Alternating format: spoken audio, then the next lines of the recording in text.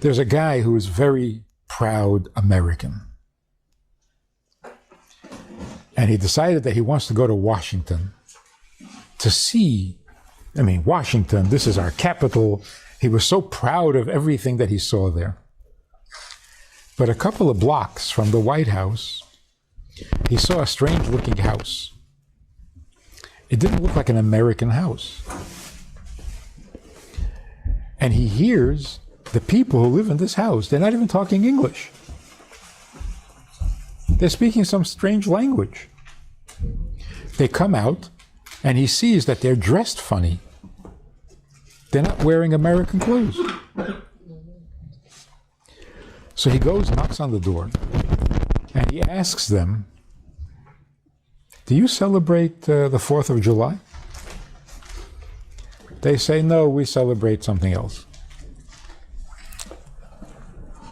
So do you eat hot dogs and hamburgers like we do?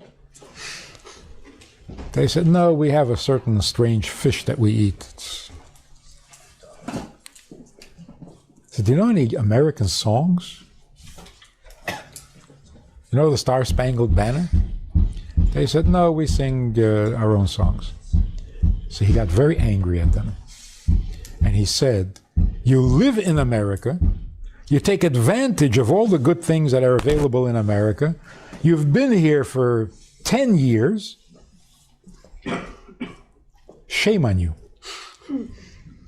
You're in America, dress like an American, eat like an American, sing American songs. So they said, excuse me, but this is the Norwegian embassy. Our reason for being here is to show Americans how Norwegians live. If we ate what you eat and sang your songs and dressed like you and built houses like you, we get fired. We wouldn't be doing our job. He said, oh, I'm sorry. You're right.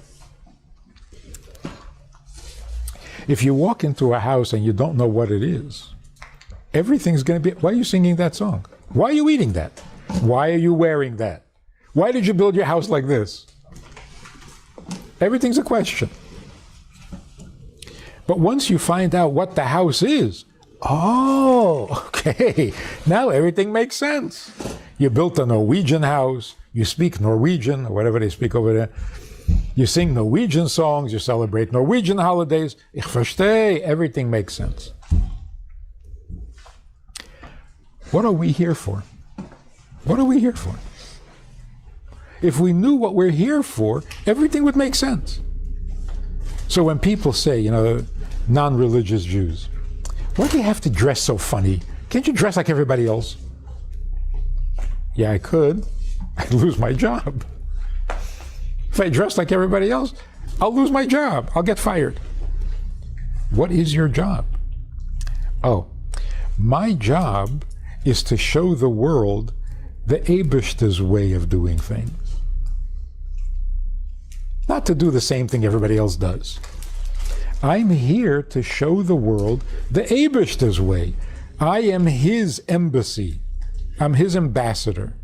So if I dress like everybody else, eat like everybody else, and sing like everybody else, I'm out of a job. I'm not doing my job. When we forget what we're here for, everything becomes a question. Look,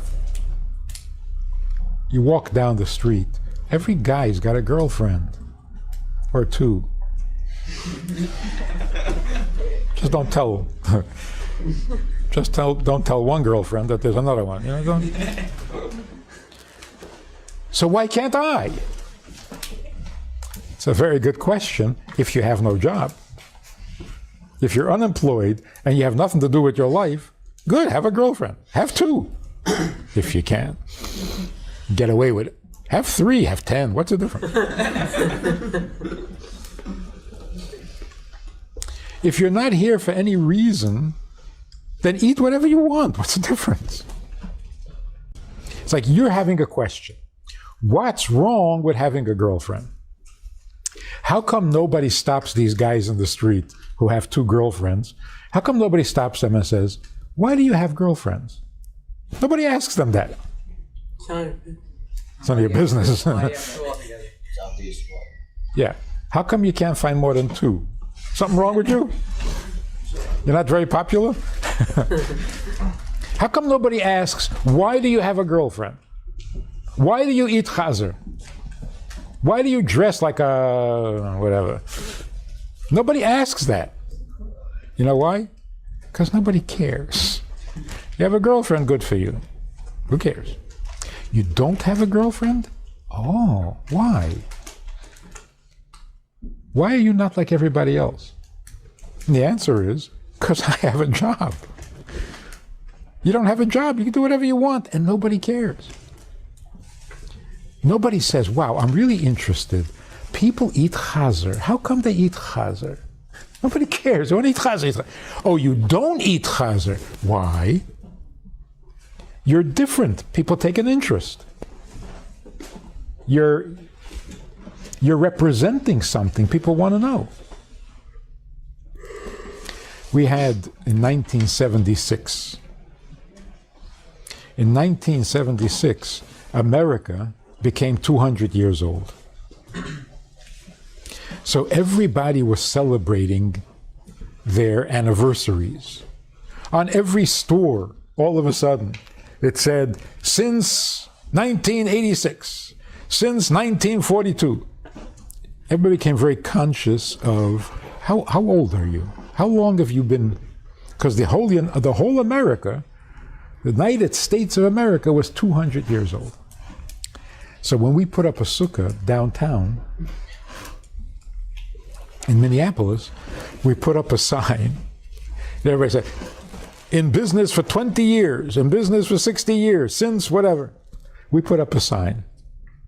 3,310 years.